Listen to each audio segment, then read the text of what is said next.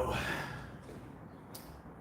Right, let's see how far in the gym we can go. Maybe there.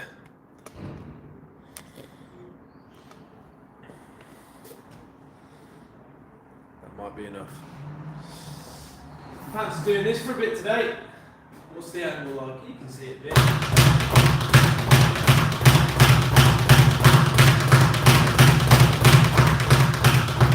Hey!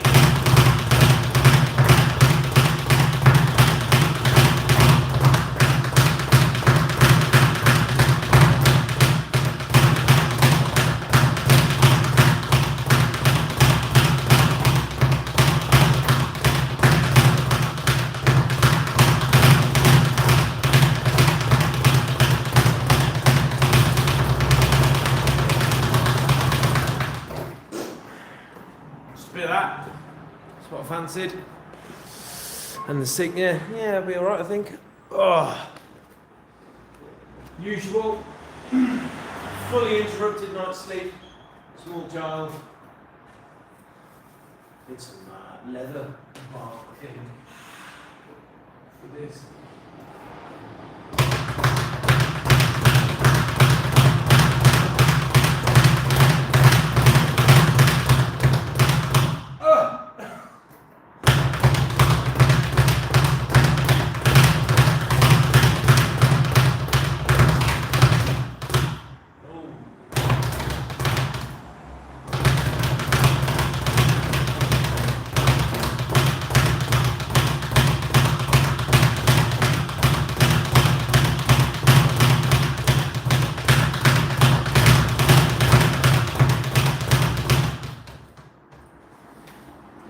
Bit of that.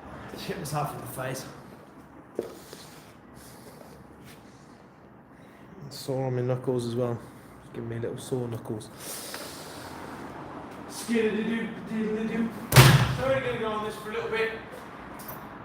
And then we'll go on the bag and do the usual.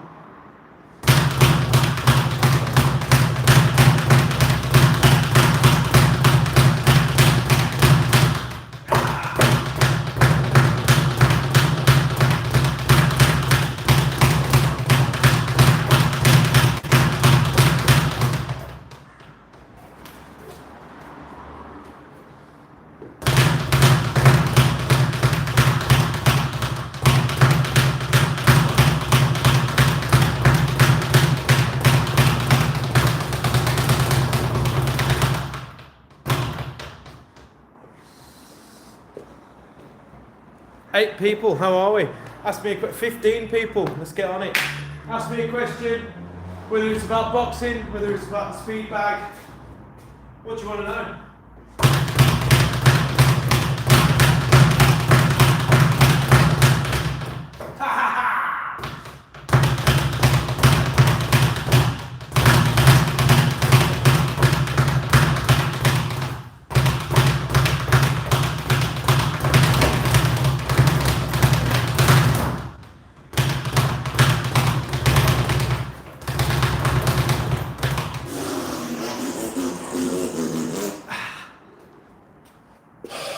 Bit cold in here today. We're supposed to be going up to 15 degrees in the UK. It's like summer. Unbelievable.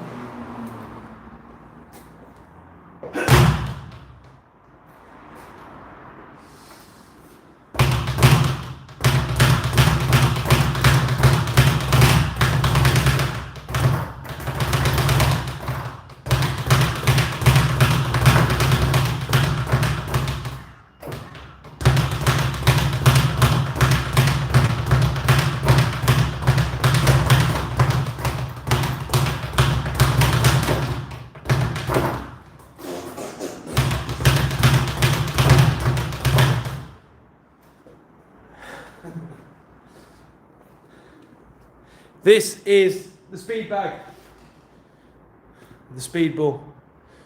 Just having a bit of a flirt before I hit the bag.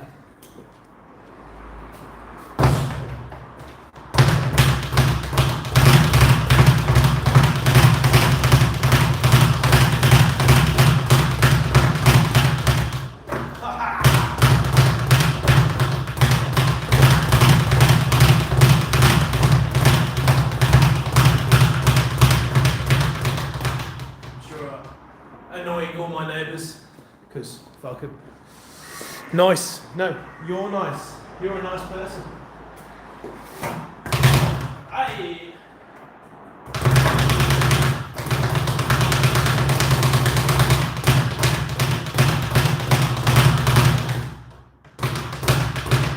My current favourite trick is to double and then double back. Ooh. So double, you do your singles, right? This way.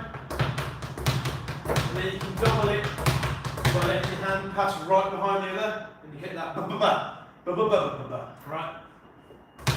Like that. So that's the double, which I do like, but the double and then running it back through. Okay. That's my current favourite trick. I can't do a lot. That's my current favourite trick. Hello, how are we? So, to try it, I mean, sometimes I'm a world beater at that, sometimes it's streaky at best, so let's give it a go, a bit of speed. But yeah, so we're going through and back. Okay, through and back.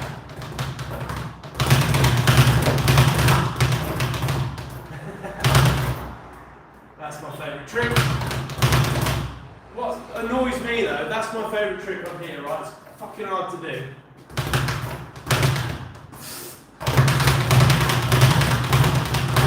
Okay? So that's my favourite trick. It never makes anyone go, ooh. The one that makes people go, ooh, is the easiest one. Just roll in your hands.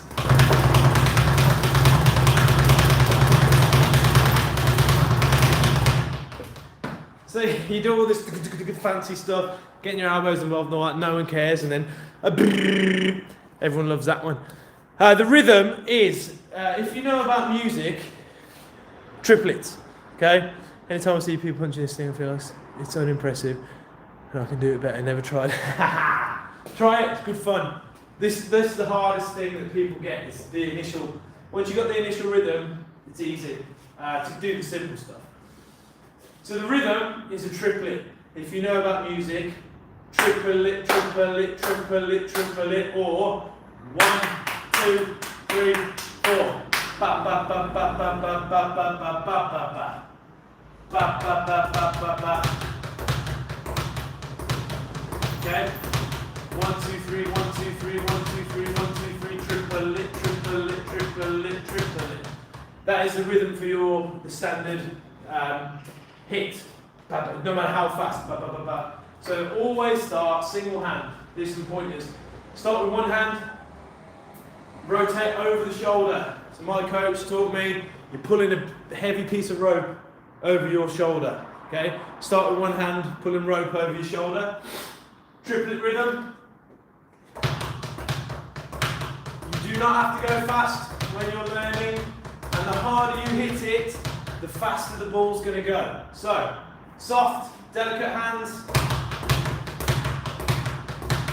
Let's say you do 10, have a little rest, then try the other hand. And when you first start, keep the rope coming over the same shoulder. Okay? And then say, doing 10 for 10, try and get a changeover. Right? 1, 2, 10, 1, 2, 10, right? So you get a changeover. Now, if you're really struggling and can't get the rhythm, you're doing one of two things. You're either waiting for the ball, right? Don't wait for the ball. The ball is going to do what the ball does. Get your hand in the way of it. Don't wait for the ball, right? Or you're moving your arms too much.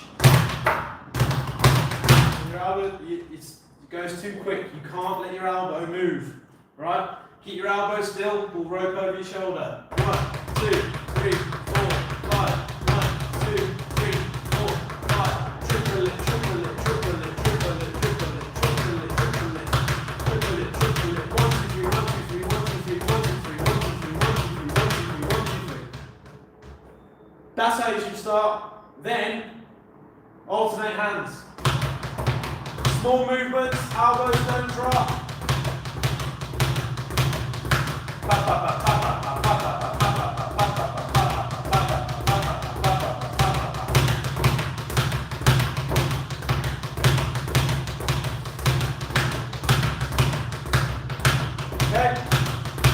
That's all you need to get started. It is simple. If you can hear that rhythm, quid's in. But then start playing with it, have some fun.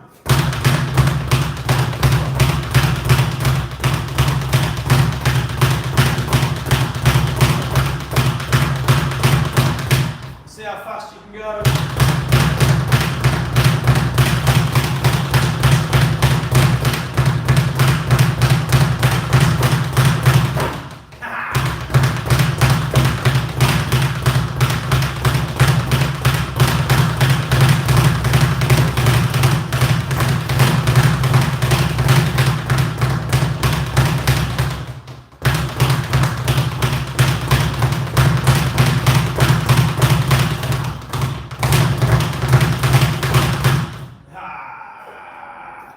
There you go.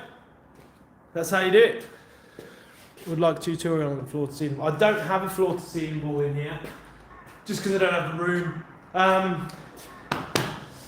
It's the same thing on that really. Don't wait.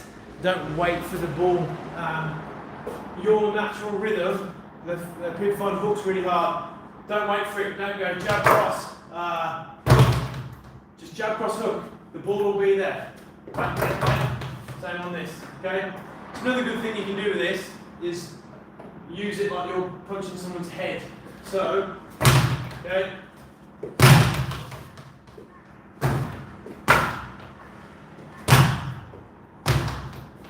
It's way harder than it looks. That's harder than going digga digga digga digga digga. Yeah, it's kind of it's a little bit of arm stamina. It's never going to be. It's just fun. It's a tiny bit of hand-eye coordination, tiny bit of arm stamina. It's never going to be as hard as wearing 16-ounce gloves, having your hands up here, and actually firing punches on the pads. But it's a laugh. Everybody loves it.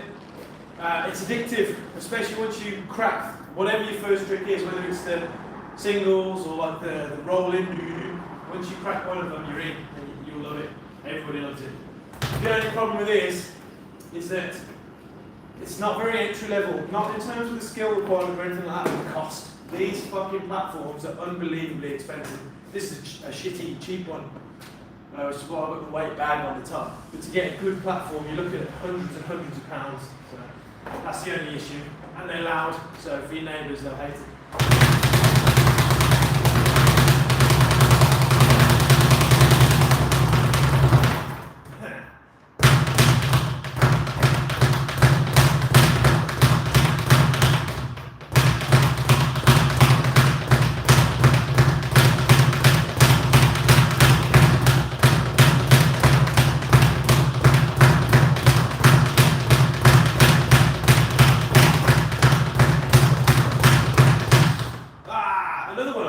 Which I can't do very well, is through single-handed.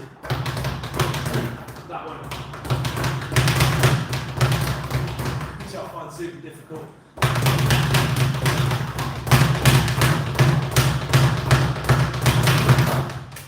Oh, your pin fell off. That's the other thing, I spent money on this posh swivel. It used to have a bit of a crap swivel on it. And it's a good swivel, like it moves really well. But the lock-in pin keeps coming off, which is crap. It's, you know, it wasn't too expensive, it's an industry standard one. You expect it to kind of stay on, but it doesn't. Right, should we hit the bag for a bit? Here's my heavy bag. Woo!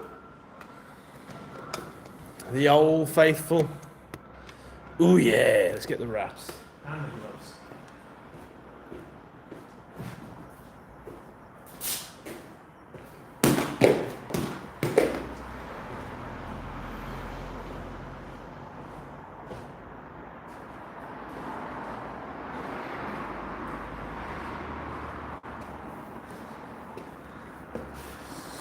Ooh. Supposed to be sparring now with a client, but they cancelled, they're stuck at work. So thought I'd do an early live stream for you all. Got a very chilled out morning today, the way it's worked out. A couple of cancellations. So I don't have anyone until 9:30 AM, which is an hour and a half away. I won't do a live stream for that long, but I might. Depends what happens. So we'll move about a bit.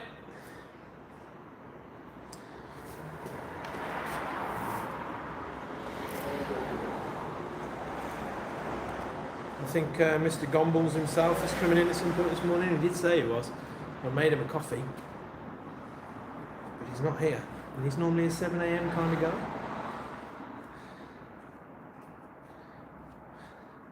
I got one client who wants to get into sparring, having one-to-ones 3 times a week. And he has an hour this morning. Every Wednesday has an hour. And for weeks, right, we'll do sparring on your hour session.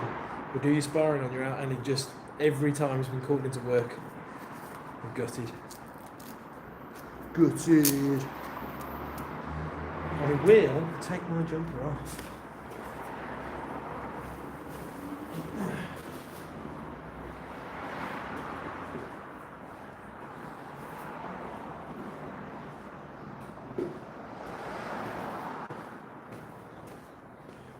Ten people, good morning. What do you want to see?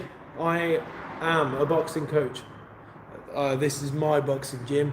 Hopefully I can help you with your boxing. Ask me a question, request a combo, anything you want, I can help you.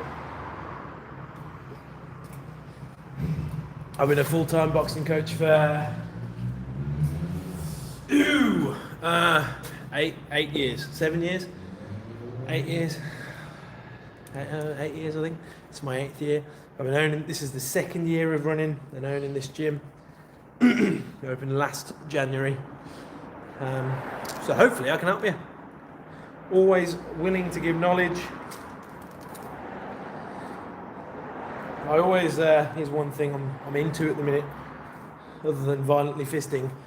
I always do, film study and whatnot of all these different fighters and everybody that you should watch and all this kind of thing. And I'm just, he is my favourite. How are we? Random existence. But James Toney, I'm back on the James Toney hype. It's just so good, man. So good. What a hero. And then really trying to incorporate all of his skills into my sparring again. Just because it's fun. I think, I can't remember if I mentioned this before on the live stream. Well, I have this conversation with a guy in here all the time. I think Tony, in terms of boxing skill, was a better boxer than Roy Jones. Even though Roy Jones beat him both in their prime, I think without Roy Jones's athleticism, his boxing suffered, whereas James Toney, his whole career, always had boxing skill. And I'll die on that hill, I'm not bothered. Can you rank mainstream, least the most the most useful self-defense is the one that you've practiced most. So it doesn't matter what the sport, even your crappy taekwondo, right? Crappy taekwondo, if that's what you've trained in the most, will be your most useful for self-defense. Okay? Now, in terms of actual self-defense, it is, it's MMA really, which is the mixed martial arts. So, everything rolled into one. Because if it goes to the ground, you can handle it. The trouble with the ground is, normally people fight when they're drunk. Normally people go out with their mates. You take them to the ground, their mates stamp on your head. Okay, so that's a problem. But you'll have some modicum of stand-up offense and defense, and some modicum of ground offense and defense. However, in my experience, I've never had a fight outside of competition ever in my life, because I've never needed to.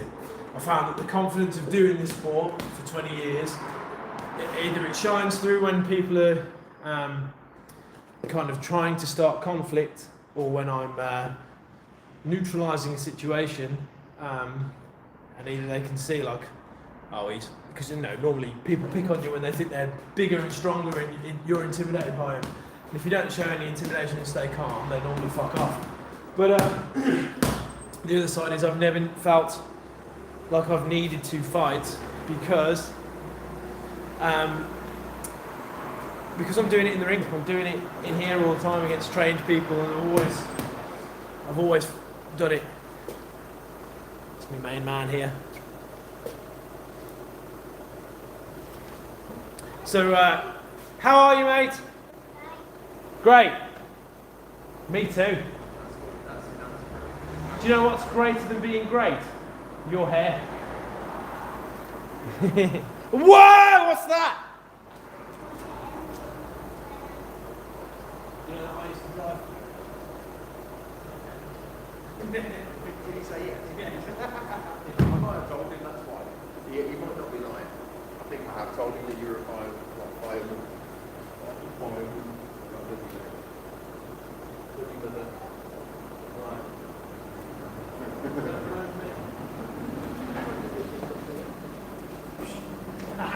See you later. I suppose it's not wet. Yeah, you're right. Gomballs is here. So yeah, you're. If I had to rank them in my biased opinion, going back to combat sports for self-defense, I say boxing. A boxing jab I found against all combat sports with good footwork is the great leveler. Isn't that right, Reese kids? It is. If you can jab and move very well, not many people can get near. What's the best combat sport for, like, you know, incapable people? Ones if you can't jab and move well. That's an experience and skill issue. If you want to... What's the best combat sport for unskilled people? All combat sports take skill. Just allow yourself to learn and take the time doing it. Your coffee's there. Maybe cold. Thank you.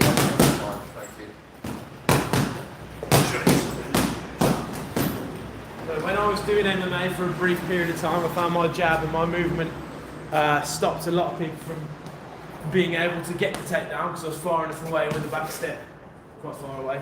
And I was sparring some kickboxers not too long ago, and just they weren't used to the jab. The jab came at different speeds.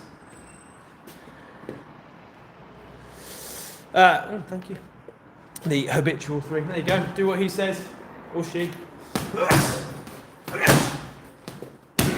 And now I've got a person here. If you need any live demos, I can bully him.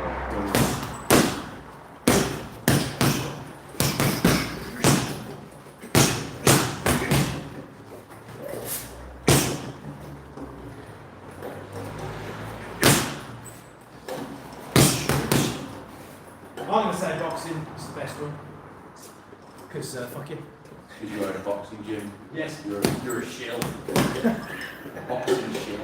I think that, I was on about this in Matt's podcast, because you've got fewer options to punish, you have to be more creative to make those punishments effective. A lot like an unbelievably good bass player has to use a way better creative mindset because they've got fewer options. Like Jack Ripper stories, something like that. So, because you're creative and used to thinking outside the box, you're doing loads of stuff that kickboxers and such don't see. Just the classic walk-off. They don't see.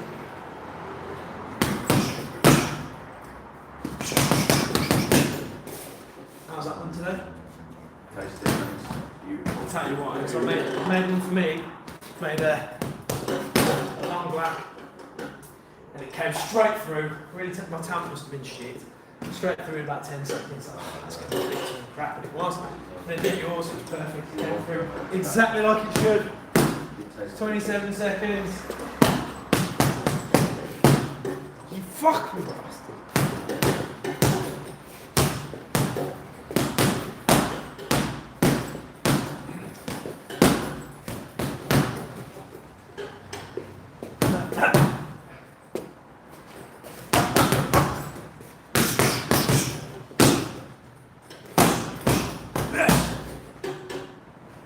Well, I've got nothing on today. Wow. I did think what we the pleasure of an early stream. I've got Paul can't make it, stuck at work. We've got Josh John at usual time, 9:30, and that's it.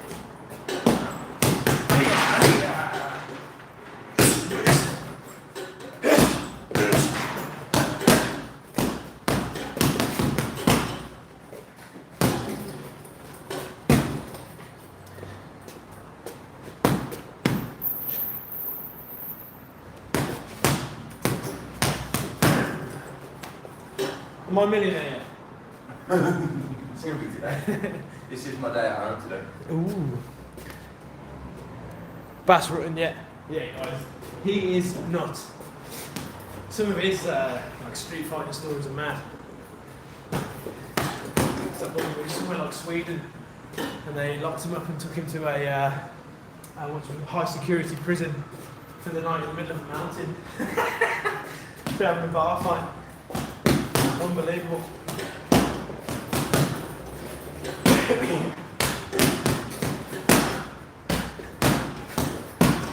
There's that one, some American football player, where he got knocked into this American football dude or whatever, and spilt his drink. He's like, I'm so sorry, blah blah blah. And the American football player, no, you fucking own man, who does?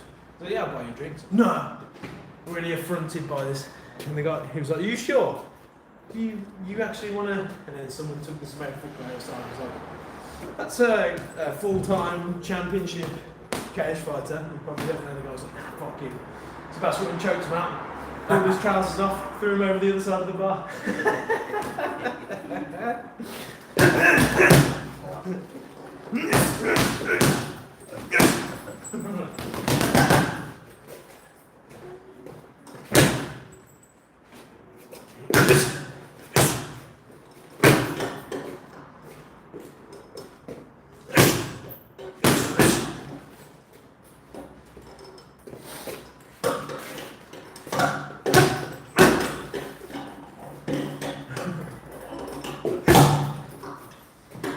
There's the one, I think it's the same story as when he got taken to the high security prison. He was in some Swedish club and had all the bouncers chasing him. Went to this back room where it's just a load of stairs. Thought, fucking hell, they're going to kick me down these stairs. So saw some like a mop or a broom on the side, and there's like a storage load of them. So fuck it, I picked that up and I whacked them with it. Picked them up. I was like, wait a minute, there's about 6 of them. They're all going to get them. So put it back down, and they came out and picked them all up anyway.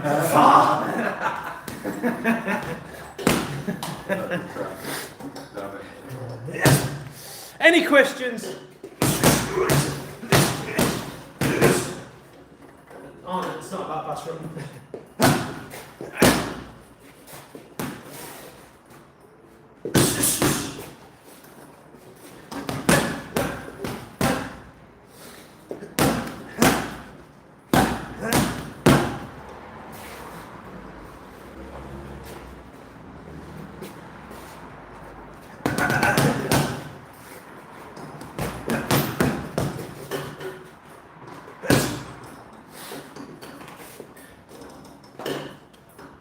How are we? D1. What do you want to know? What comment do you want to see?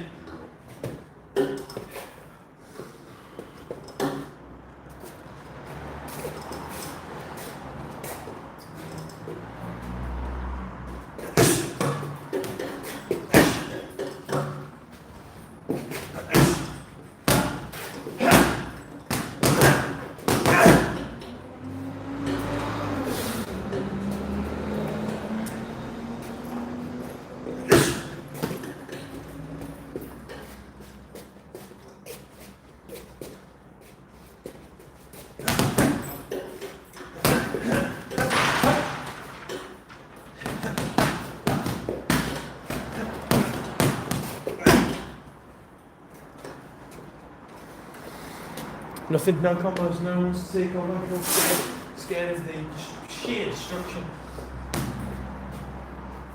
combos that I can't do. Malachi is the one, I haven't seen him for a while. Always asking for the overhand. Do an house step. I'm not doing an house step. I'm leaving it. You're not doing quite a lot.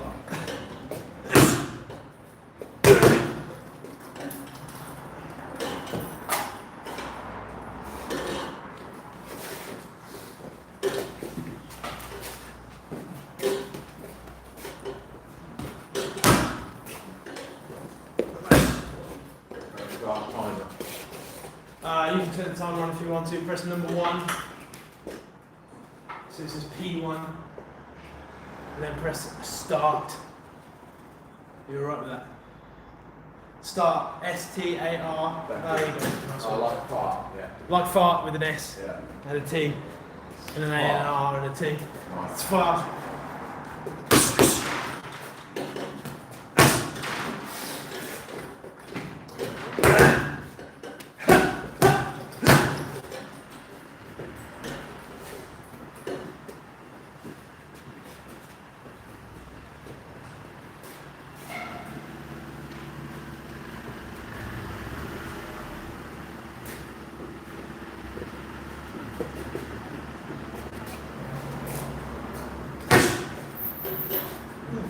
Cheeky southpaw jab, I'll have some of that.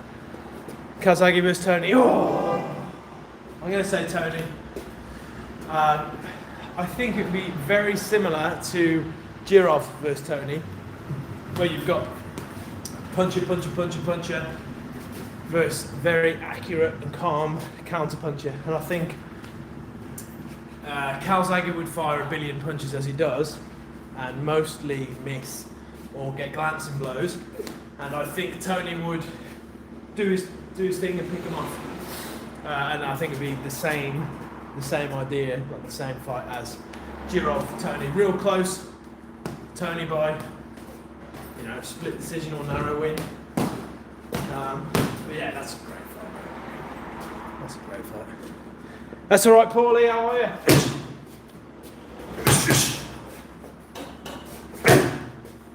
Yeah, man. There's two people that everyone's forgot: James Toney and Calzaghe.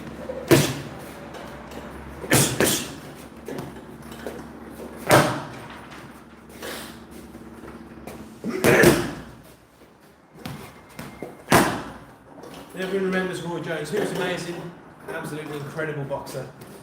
But he didn't sabotage his legacy at all. Fought for too long and lost loads. Whereas Tony, he didn't. How many wins? 70 wins or something ridiculous? Or is it 77 fights in all? And 70 wins? A couple of losses, a couple of draws. Ridiculous. 4-weight world champion.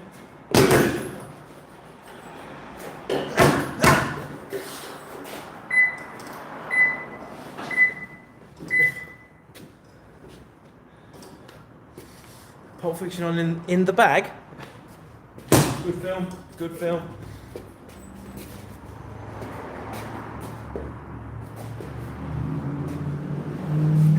Pulp Fiction or Reservoir Dogs? Pulp Fiction. Mate, yeah, probably. I'm not. That's a tough one. That is a tough one.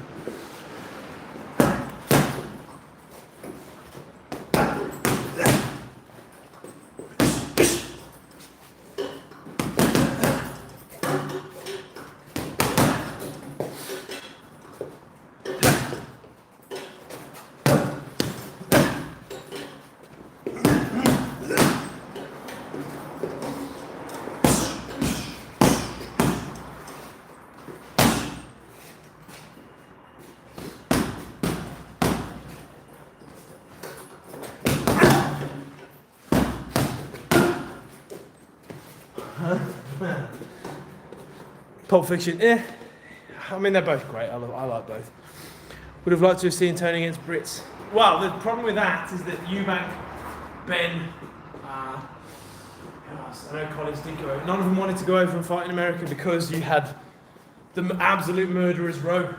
Like the British team was great. Ben, Eubank, Collins. Fucking who's the other one? I can't remember his name. The Big Four, the UK Big Four. They were really good, but they were not Mora, Nunn, Tony, Jones, and all through that weight class. Barkley, Tarver, Jirov, scary. So they were scary boys. In my opinion, way better boxers. I don't think Ben would have touched any of them. I think Eubank could have put up a good fight against some of them. Collins went over and got starched. Different gravy at that time. Watson, yes. Different gravy. They like their gravy in America. It's different to here, not as good.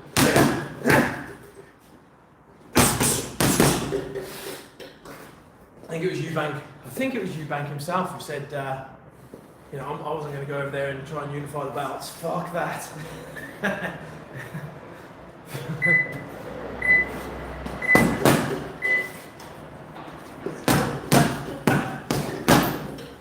They also weren't very big names over there, so for Tony and Jones and all that lot, it wouldn't have made for a sellable fight, which is, you know, it's all part of it. Got to make money.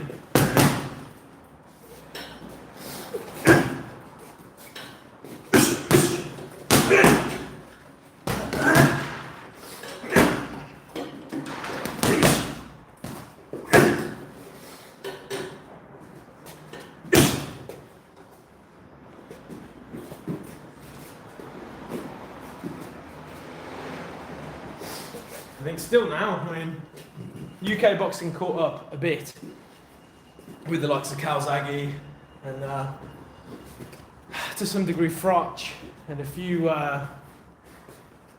standout English, I mean Fury as well, but American boxing is still mostly better. The skill set's better. English boxing, for some reason, is all like this, which I hate. What are you doing the high guard for? And you watch them, like Barrios and Garcia, not that it's England versus US and all that, but Barrios, stiff, scared, not scared, but stiff and ineffective against a low-handed fighter who's punishing the high guard. Anybody that Benavidez goes against back in the day, low lead hand, so you can see, slick head movement, physical control where needed. Now Nick Paul, just been done. Warrington against Wood on the weekend. Warrington just stuck here, just stuck. Man, I think the high guard is such a bad base to start from, and I think as English boxers we rely on it way too much. Fuck knows why. Hands high, go get your hands up. I always box better with my hands either down or one hand up, always. I feel like I have to move my head. Now I can see more because my gloves aren't in the way. Huh? Don't know what you mean. Traveller style. What, this one? 4 foot of snow. Jesus. Get out and run in it. Don't really. Don't let it come back to the dog. Oh, I nearly died because you told me to go out running in the snow. So don't do that. Is it Hagler? I know Katie Taylor's coach. He's got loads of videos of him running through like snow up to here. But was it Hagler as well? I used to go running in the snow and it's just exploding around him.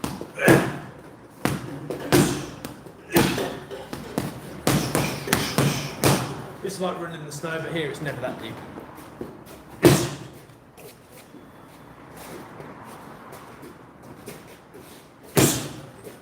We've got a kid in here who's just joined the adults class. He's 14, so 14 you train with the adults. And he's been begging to since he's been about 10. But as in training with adults with me, not in the gym. And he's just started sparring and his base was this. So every time he came near me, I just grabbed his gloves. And then he couldn't do anything, he backed off. He came in, grabbed his gloves, which is what I do to the adults too. I said to him, rubbish, better. And try and sit, like, give yourself a chance. You're further away, work behind the jab, don't just walk at people like this. Snow here too. Canada. Yeah. So you're Canadian, and you say traveller style, like you know about Irish travellers. Is that what we're saying? There's a lot of travel through the British Canada, I think. Is there a big traveller community in Quebec? Can you imagine? French-speaking Canada with Irish gypsies.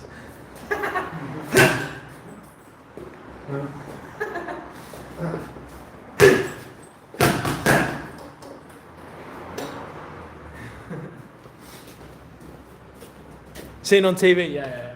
Oh man, I hope one day you get to meet them in the flesh. They're fucking great. Just a different breed of human. Fast talking. Yeah, just interesting people. Great boxers mostly. Actual, literal fighting men and women.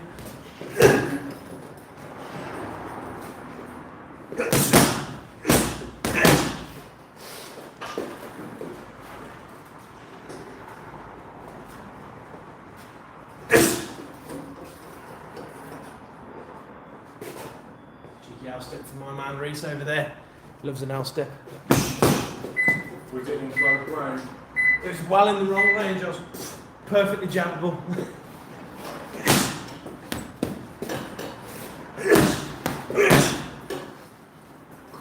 So what do you lot want to see? What combos do you want? Fire a combo my way. What do you want me to break down? Let me break something down for you. Let me perform a little combo like a dancing monkey for you.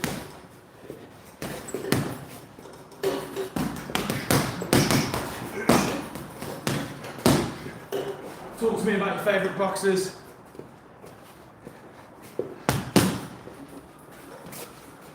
Your favourite fights. Yeah, the butt punch.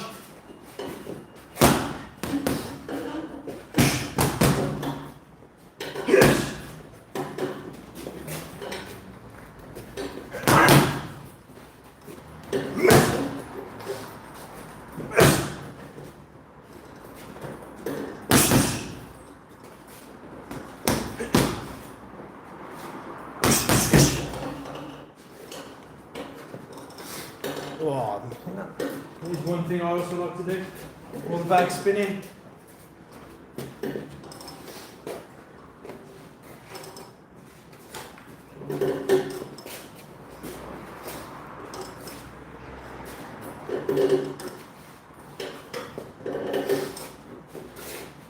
Very nice way of practicing your head movement.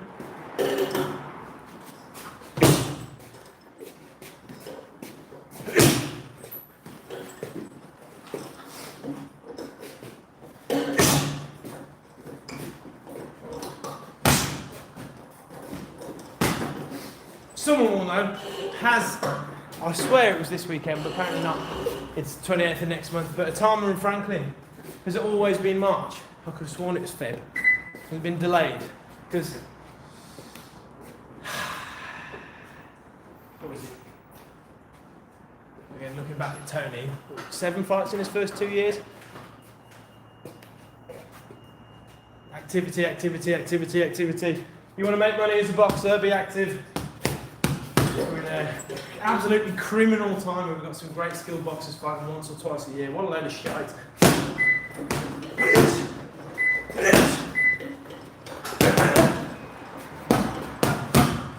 What do we all think about Conor Ben and the move? How to get to the liver. Oh! Ah! Reese! Stay away from him. Reese! Here we go. Right. There's a couple of ways. I'll take my hoodie off. He's going to take his hoodie off so you can really see his liver. Liver shot setups. There's a couple of like genuine combos. And then there's a couple of tips and tricks to get to those combos easier. And it's all situational too. So, your hair looks absolutely fantastic. Lives on this side. So there you go. So, it probably looks flipped because this is a front-facing camera. Because I'm a low-budget YouTuber. His liver is, lift your arms up, there! So right along that bottom rib, and it can be anywhere from here to around here. Hitting anywhere around there can pop the liver. Sometimes it is about one hit and hitting it hard. More often than not, it's just about consistency. So if he's out, I'm not going to hit his liver now, I'm going to keep his elbow there, but I can do that, okay? That might be enough. There's no power on that, that might be enough. It still hurts. Yeah, of course it still hurts. It's a concrete fist. So you might be going bang, bang, bang underneath and only be that hard, but if they don't hit it, it's going to keep them going and you've always got a threshold and it's different every day. One day it might be one of those, one day it might be 10 of those, but it's going to go eventually. Now, how do we get there? How do we get there? Just stand if I don't want it. So I'm not going to beat you. Not too hard. Okay, a hard ramrod jab to lift him up like that. Bang underneath. Okay. Now if their elbow stays tight, lift them up around the side, around the back. Okay. If you manage to lift up their elbow, then you just do it under here. Okay. Now this is why I don't like the high guard. Do a tight high guard. Okay. All I've got to do, now close it a bit. All I've got to do is jab hard and it's lifted up. Okay, jab under. Okay, that's one of the best ones. You can do the same thing with the cross. and round the side. Or if you're in super close, one of my favourites, I'm going to get, now he can't see at all with the high guard. I'm going to head position. Okay. I'm going to uppercut and move my head to the liver side so I can see where it is and hit around there. Okay, super duper basic. Another great one, 4 punches to the top, especially in a high guard. 1, 2, 3, 4, under. Really easy. Now, what's the secret? As you get to Reese, how long have you been training now? 6 months? Yeah, 5.5. 5.5, 6 months. Bits of sparring, very new to the sport.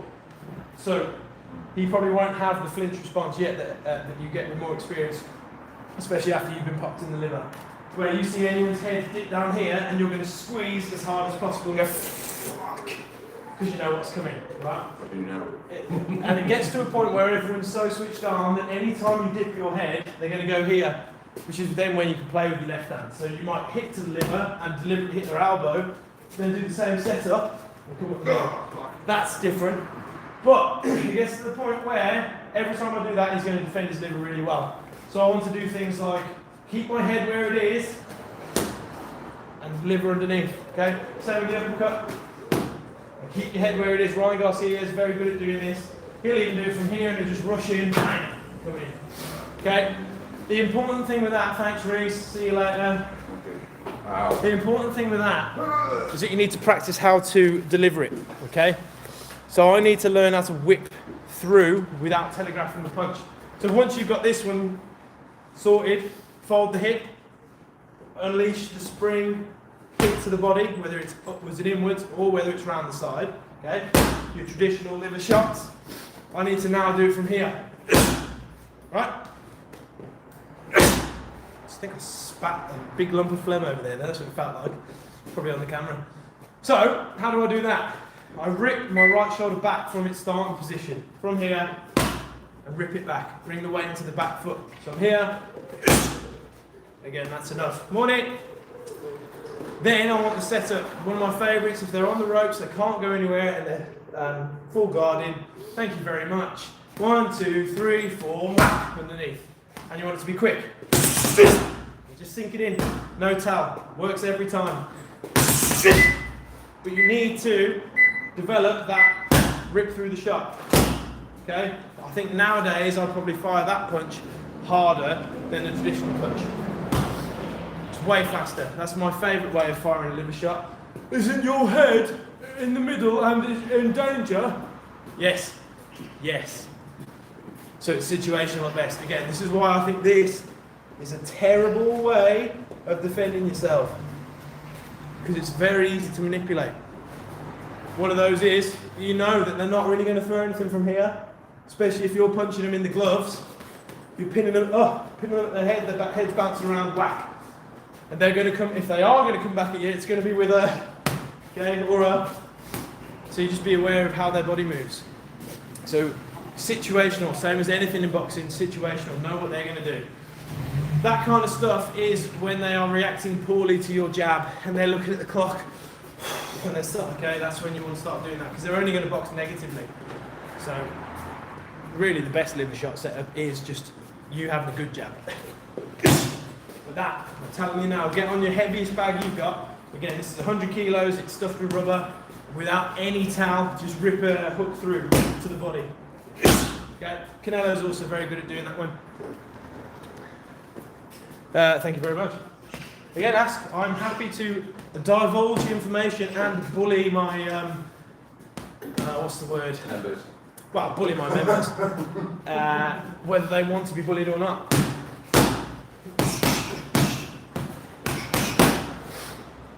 That's the other one too. So your lead hand should be an absolute crafty piece of work all the time. So doing things like jab cross with the setup to the body, whether it hits an elbow or whether it even misses, let him see it. So then whack up the middle, hooking around to the head instead, setting it all up.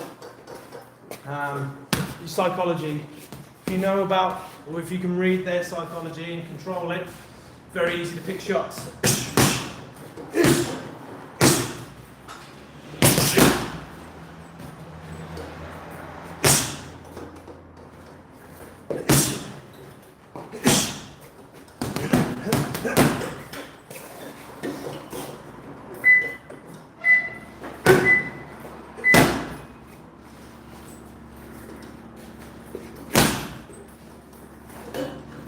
Again, watching people like James Toney, who I'm going to mention a million times. When he's in clinching range, too many people just grab straight away and wait for the ref. And there's so much you can do here. And anytime you remove your gloves from your body to wrap people up, which is great defensively, you can tie them up and stop the fight. They're potentially going to grab my gloves. It's really hard to start punching. Hands in. Let your shoulders and forearms bully them. And control and smother gloves. Because then you'll get all these cheeky little shots in here, which people don't see all the time, and it hurts quite a lot. Had a sparring on Sunday and got some with a tasty liver shot just from putting my head into their shoulder, literally pushing my forehead into the collarbone, waiting for uppercuts, covering their gloves here because they weren't high guarding, but they were hands here. So pinned the gloves, removed the hand, uppercut to the head, just to set up that liver shot. Moved my head to the side, down they went. Wow! It was a knockout. Huh? It was a knockout. It was a knockout. The classic. Which I've been there many times myself. Mayweather Pacquiao 2 is dog shite. Absolute crap. The first fight was underwhelming. I think Pacquiao was injured for that one. And that was, tail end, that one happened too late, tail end of their primes. So now have a fight, two old fucking blokes. It's just crap, man. I think Mayweather still does him, to be honest. Again, his kind of ring IQ doesn't slow down, although his body will be a little bit slower than in his prime. Okay, same with Pacquiao. Pacquiao's looking slower nowadays. Mayweather's ring IQ is better than Pacquiao's. I think he just controls. I just think it's going to be shit, to be honest. We're all going to buy it, and they're going to keep doing these crap fights because we're all stupid enough to pay for it. In a time where I can't afford a house, here's £40 for a pay-per-view that's going to be shit. We should be talking about Inoue and Nakatani. That's the fight. That's the fight. Inoue smashes it, by the way. Moses Atama and Franklin. First all Japanese top 10 fight. Japan versus Japan. Not saying words at me. Is it the first time that two top 10 Japanese fighters have fought each other? Potentially, I'm not sure. But yeah, they're the two big boys. It's going to be crazy. Should be crazy. They're both very good, but I think Inoue doesn't. Because you had 2019, you had Donaire versus Inoue, fight of the year, by the way. Unbelievable fight. And that was one of the first times I remember of kind of the Asians having a humongous main event. It was fucking phenomenal. In Japan is meant to fight? Is it in Japan? I think so, because Inoue will always sell out Tokyo Dome or Saitama Arena or anything. That's 80 or 90,000 people. I was ever hyped for. Yeah, I thought it was a rotator cuff. I think it'd be somewhat similar. Fury vs. Frotch is the big one. Frotch would be up for it. And you know Frotch would, but Fury's just full of hot air, man. He's a fat fucking washed up loser. Riding on his son's coattails. He's just, I can tell you why that fight's not going to happen. He walks into the room where Frotch is, and rewatch that video, he looks up at him all the time. As soon as he sees him, he turns, where is he? So you're Frotch. Where is he? Where's Count Frotch? Where is he? Frotch, where are you? He doesn't want any part of it. He's just doing it for fucking airtime and clicks. He's a fucking loser. He's a pussy. As demonstrated how he always behaves. The whole Usyk thing where he's chatting shit to all of Usyk's team, turns around, there's some big bloke, there's some big bloke, there's Usyk, there's the smallest one in their team, so he headbutts him, bang! What a fucking idiot. No, I think Frotch smashes him, to be honest.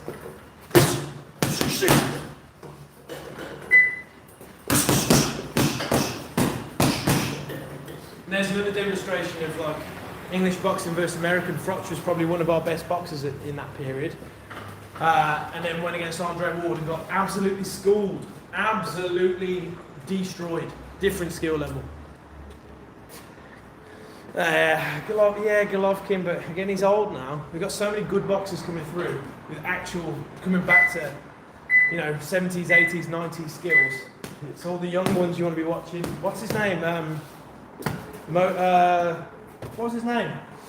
youngest champion of that weight class. He won this bout a couple of months ago, 21 years old.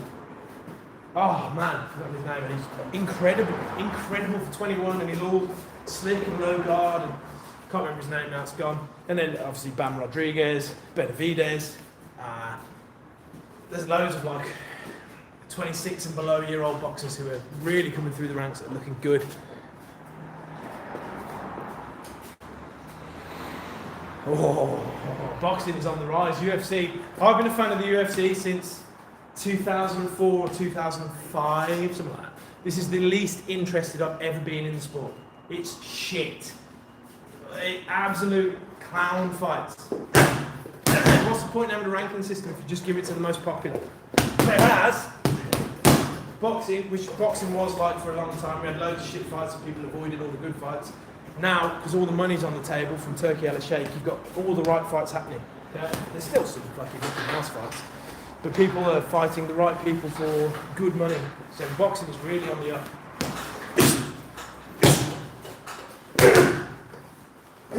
Whereas UFC is, remember now they're a big corporate monster. It's only going to be a popularity contest. They see themselves as too big to fail. I think Dana White's on the out as well.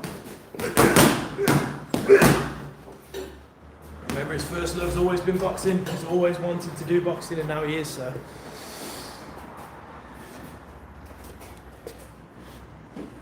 What about Nassim Ahmed? The old Prince.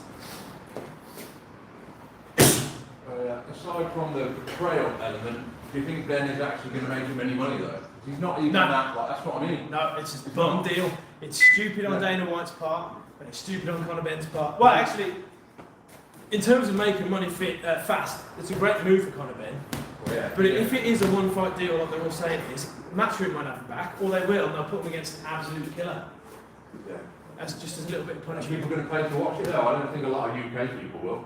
He's probably the hottest. For a boxer that's not won anything, never won a belt, he's probably the biggest UK boxer at the minute, which is stupid. Yeah, but that's really a fake fight, that's what I mean. Yeah, he's all hype. Yeah. Everyone he's calling out fucking destroys him. Yeah. Everybody in all those weight classes absolutely destroys him. To call out, did he call out Shakur? I think so. Which is, again, he's just doing it for clicks because he's a fucking Mongol. Because that might ever happen. Yeah. Tiafimo is 10 times the boxer Conor Ben will ever be. And he could not touch Shakur Stevenson. So then Tiafimo beats Shakur. Tiafimo beats Conor. Rolly Romero beats Conor. Ryan Garcia beats Conor. Barrios beats Conor. They all beat Conor. Barrios was probably potentially his most winnable because he's looking a little bit older, a little bit slower.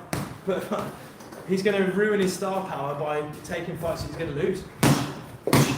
And then everyone will say, well, he's crap. He's not world level. Hasn't even proved himself at regional level. He hasn't even won a Midlands bout. Hasn't won a European bout. Hasn't won an English title. Which is way better than I am. But again, Zuffa Boxing, aligned with the UFC in this big corporate conglomerate, putting on popularity fights rather than building people. But that's the thing with the UFC, they don't build anyone anymore unless they've got social media following. And I don't follow fighters on social media because they're full of guff. Selling fucking testosterone and branding and look at my training. Ah! We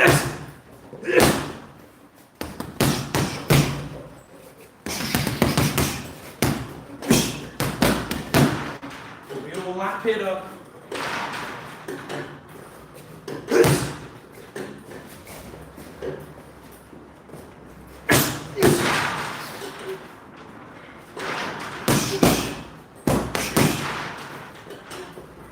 What are the questions we got? What other combos do you want to see?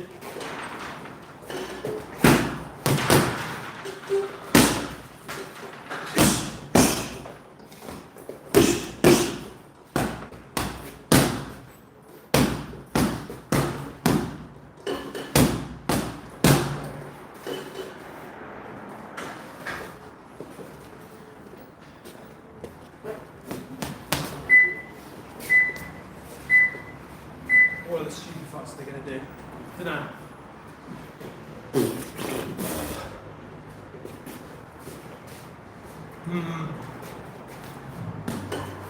Tell you what fight they need to make. Shakur and Devin Haney. Whoa! Bring it on. That's a fight I'd pay money for. Jared Pattaya moving up to heavyweight to fight any of them. Give me that! Just give me the fight, I'll pay anything. That's what I want.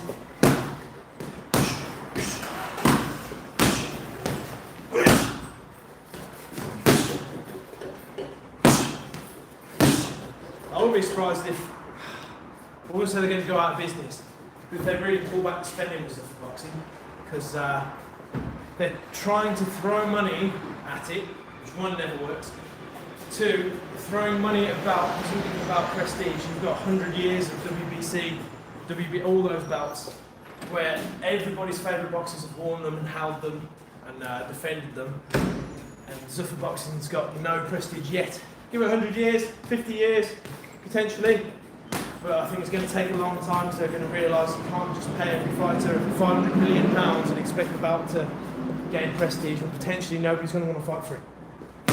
You're going to have fringe fighters like a Coley getting one of the belts, Conor Benn getting one of the belts, and that's like first belt holders, it's, you know, whatever.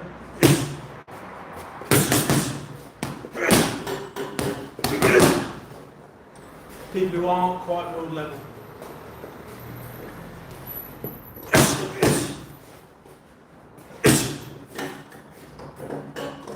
And Lawrence Cody had all the gifts and shot himself right in the foot. Bizarre. And anyone talk about him anymore? Not particularly. There's a period where he was like, whoa! Look at this crafty heavyweight. Switch hitting bad boy. He was big. Good power. Nope. Oh, that was his name, Ghana or whatever his name was. Fucking everywhere for ages. Yeah, that's what I mean though, but he was like, for ages. Got his money, which he's always wanted to do, made his money and fucked up. And people were foolish enough to let him do it. The whole, was it PFL he went to for millions to set the PFL Africa and never turned it to an event? Yeah. Yeah. Whoops. Again, there's no like, there's no class or character with a lot of these people anymore. Because it's all about followers and money. Look how many Lamborghinis I can buy. Who gives a fuck? Conor Benn. I've done this for my family. And he's wearing like a £3 million watch. No, you're not. You're doing this so you got fucking money, you new money. You've been broke before.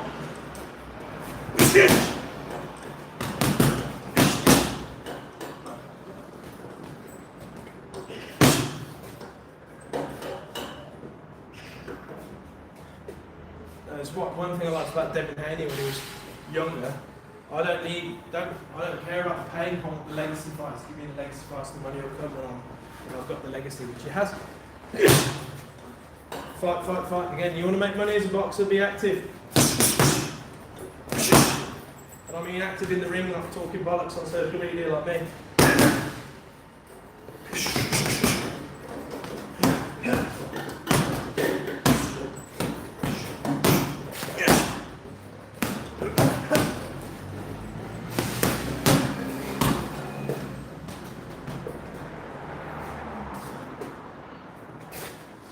What's his name? UFC shit talker, mid-level at best, highest UFC earner last year. Fuck, what's his name? Everyone knows him, everyone likes him because he'll fight anybody and he's mad. And he fought, 5 or 7 times last year or the year before, highest earner in the UFC because he's so active. Doesn't get paid the most, highest earner in the UFC. You're not saying, oh, you boxers need a lesson in self-promotion. People want to see you fight, fucking fight.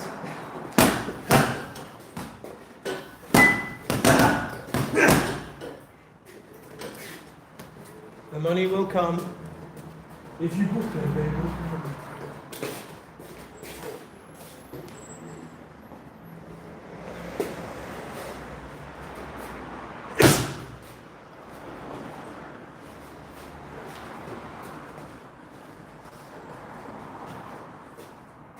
Jake Paul being the most active heavyweight boxer.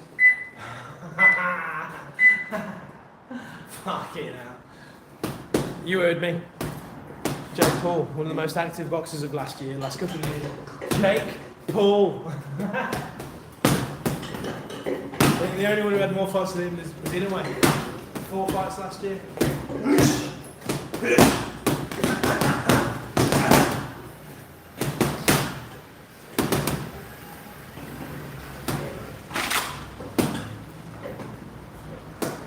Mr. Rutherford. Can't be.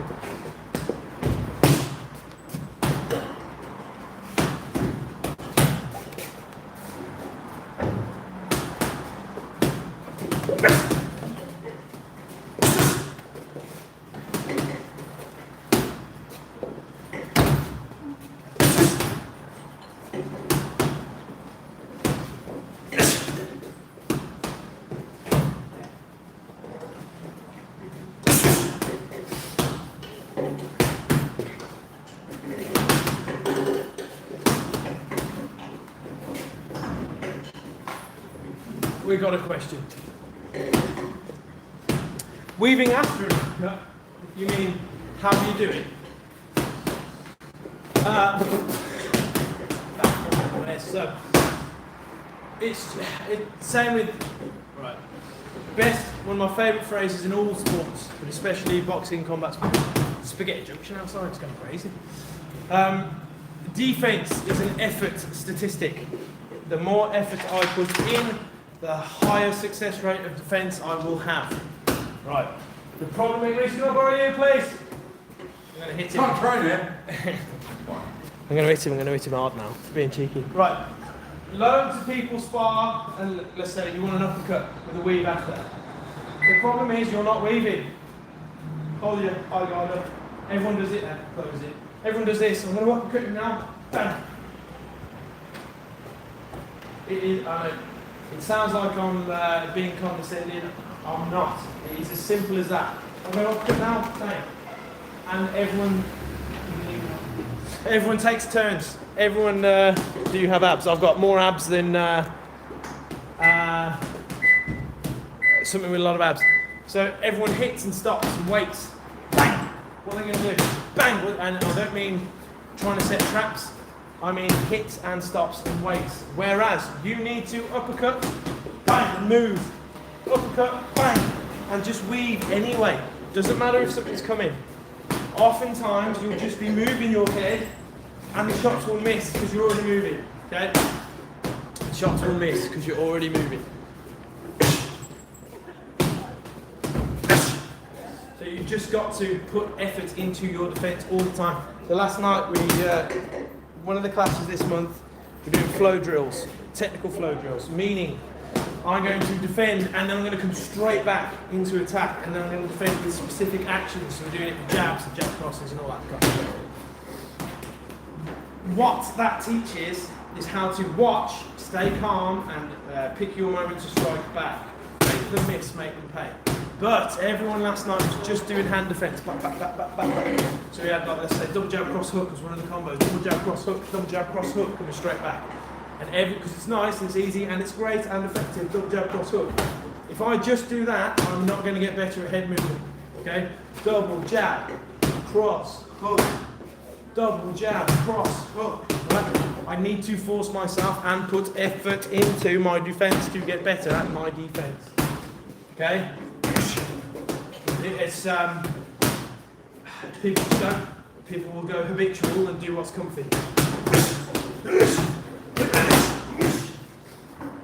Make sure you're hitting the bag and moving too. 1, 1, 2, 3, buddy. Yeah, again, great combo, thank you. Bread and butter combo, the best. Double jab, cross hook, ready? Want it moving or on still, so if we go still. Okay. The first 3 are somewhat sacrificial to close the guard. Sink the hook in around the side of the guard, because more often than not they're going to do this. Right? Or if you want to move in, coming in, and because I'm coming forwards, I need to move my head on the cross. Back, back, back, back. Again, coming forwards.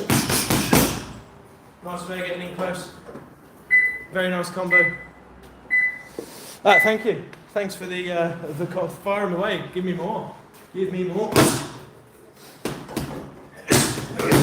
Again, I like hitting the bag and all that, but I love coaching you lot and bullying him. So anything you want to see, just ask, and I'll see if I can help you out. And if I don't know it, I'll tell you, and I won't give you bullshit about it.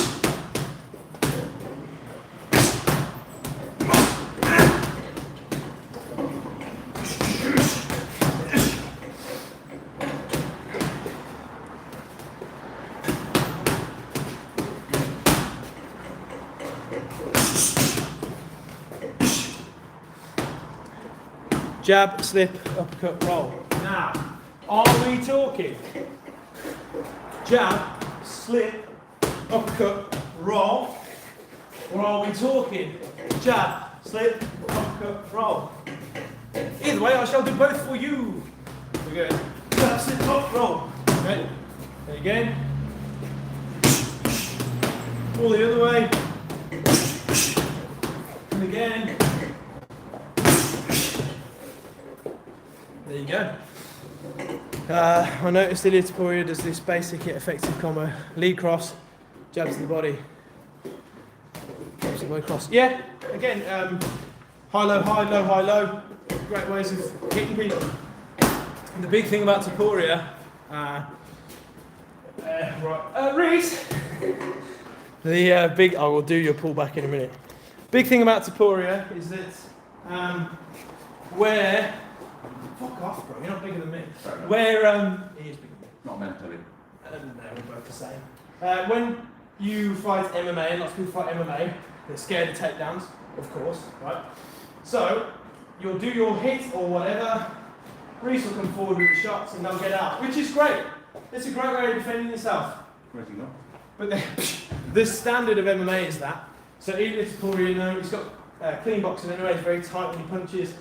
What he'll do is he'll wait, again, people will dive into attack as well to finish with a takedown. So they'll come forward, hit in, and then they'll come in and take the legs. Okay? Thought you were really going to So, what Ilya does is you come in to hit, and just comes forward, tight punches. So he creates collisions, which not many people in MMA do. He's got a great jab. So he's jabbing, waiting for them to get desperate. When they get desperate, bang, bang! Just comes straight in with 1-2. That's how he gets so many knockouts. Simple, again. The best do the basics very well. 1, pull back, 2. Oh shit. I like Bivol, yeah, good boxer. He doesn't do all this stuff like he does on the bag. He's a good boxer regardless. I just wish his coach would practice what he does in the ring. Anyway, 1, pull back, 2. Okay. Got 2 pulls. Straight back, cross, to the side, cross.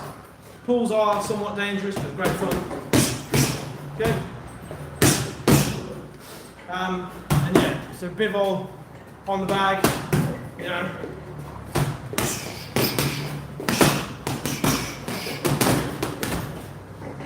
Bivol in the ring.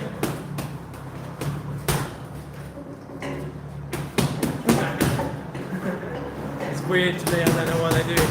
1-2 head kick. I am not doing a head kick. Who do you think I am? Who do you think I am? I'll give you a 1-2 then.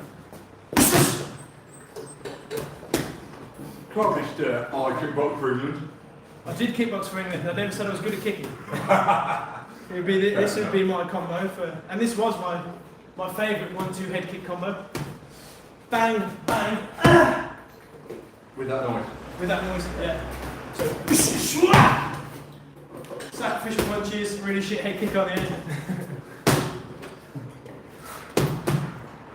Gaethje, yeah, Gaethje's just in your face, great pressure fighter all the time.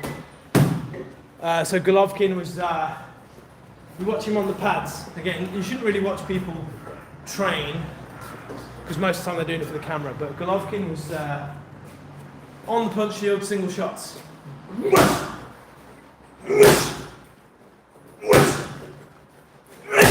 Okay, any angle, just single big shots. And then it'd come to his fight, and he'd jab, jab, single big shot, bang, with so much power that people just freeze. Unbelievable power, as well as him being tough as fuck. Great pressure fight because he was hard as fuck. But again, it's the jab. Although he's worked on single big power shots, the jab is the setup. And anyone with a good jab is a good boxer or fighter. Jabs also being, if we're kickboxing or if we're doing MMA, front kicks, they are jabs too. Teeth. Okay? But yeah, Golovkin, monster. Good night. Have a excellent sleep. I think Taporia would smoke just in there. And I'm glad you enjoyed the stream. I like Golovkin's hooks in his prime. Yeah. Here you go. So again, this is where we were on about that subtle, being able to fire a good hook to the body from here, right, nice and hard. He'd have that sort of movement because he's worked so much on punching through, he can punch through from anywhere. So he'd jab this shoulder back, okay? That way. That's a hard hook. And it's rare that people do have a hard jab hook. So I found out mine was hard. Here's a name drop for you. Found out it's a punch I like to throw all the time. I like to jab and hook. I never really took much stock in it. It's just what I like to do to set up the right hand. Okay. On the pads with Frankie Gavin, England's only ever world champion amateur boxer. Unfortunately, his pro career didn't quite pan out. But you can do the research on that yourself. Did it on the pads. Fucking hell. What? Fucking hell, that's good. And then we did about 10 minutes of just that. Jesus Christ, bang! And it's one I use all the time. Falling on the bag.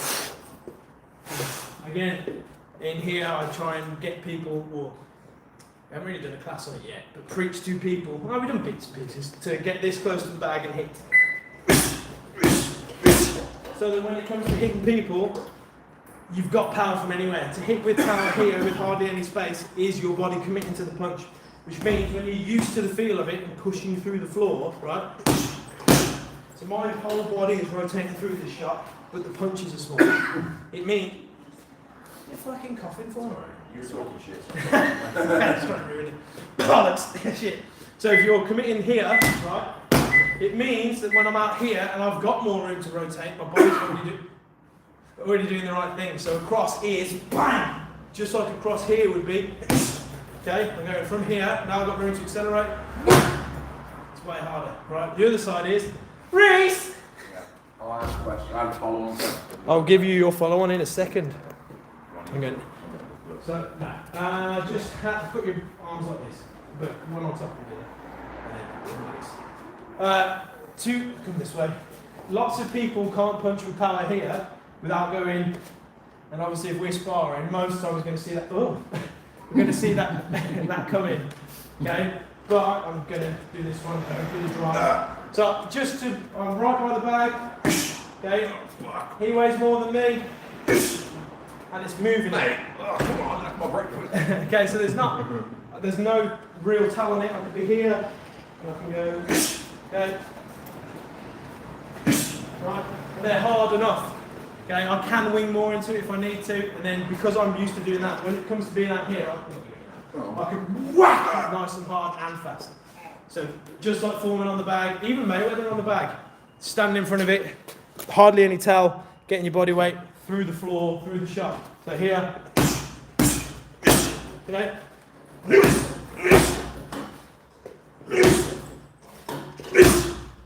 It's a great skill to have. What was your question, young Reese Kins? When you're like putting body pressure on for close in, what should we be aiming for? Like shoulders on, forehead, like what? You mean where should your non-punching hand be or whatever? Physically, like if I'm trying to lean on someone. Situational again. Don't. Reese! Yeah, it depends on what you want to do. Let's get Reese involved again. Thoughts on. But I like burnos. We'll go on about that in a minute. So, Reese is here. In fact, put your back on the bag. There he is. Yeah, stay like that, chin in the air, close your eyes. So in a boxing stance. Now he can't move anywhere. And I'm the biggest, not the biggest problem, but lots of people, to be ultra defensive, and your coach should teach you this, they'll come in and wrap, which is good. I've got this hand free, and I can do some punches, right? I can push him off and hit, but more often than not, turn around this way, because I'm here, he's going to pinch my hand with this elbow, then this goes trapped, and if he's smart, he might frame, okay, or even bring the hand all the way over and pinch this one. The action's going to stop because the ref's going to come in. You just tied up, nothing's going on. But in terms of hand position, so I'm in this close, head pressure here, shoulder, collarbone, chin, okay, head pressure, and then I can use these hands because they're in to cover, smother, okay, bully that way. Yeah, fair enough. Okay. Okay, so trying not to, even if you want to say he's in a full guard, this. Okay, this, really, really good. Okay, because I can see everything. He can't really, yeah, go But through. you know that'll move. Yeah. I can see it all. I'm far enough away to have a good reaction time. His gloves are covered. This is another reason why I don't like this high guard. This is great. And then every time you do this, people push against it. Okay, so it's trying not to commit your hands here to get grabbed, keep them tight or frame. Simple as. What time are we on, Joshua John? Thank you. Yeah, that's nice. 10 past 9. Yeah, thank you. Good question. Good answer, John. No. Great question. Caballero, how are you, sir? Yeah, autism's excellent frame is what we were just looking at there, yeah. Yeah, best boxing skill to have, to just kind of keep fighting no matter what's going on in the ring, just keep fucking going. You never know when one punch is going to turn it around. Isn't that right, Joshua John? Yeah, no. See? What are your thoughts on bolo? I like a bolo. Okay, all this stuff. What Sugar Ray? Great at doing them. Piaz, great at doing them. Emmanuel Augustus. The thing is, we had a discussion a week or so ago about whimsy and whimsy when you box. Everybody knows this, you get to a level, everyone knows how to defend everything and how to move safely. So it's your creative, fun stuff that works. So if you're here and bang, bang, okay, bang, bang, bang, it's going to work. Okay, bang, bang, bang. Okay, that stupid stuff, when people are really good, it works. Especially if they're really tense. There is now legend in this gym of my moonwalk jab. That's a video for another day. My client is here. I shall bully him now because I am a bully. Thank you for your time. Thank you for the questions. Have a most excellent day. Do give us the old subscribe if you fancy it. You can probably smash Loads of videos about boxing, obviously. And what day are we on? Have a sick Wednesday.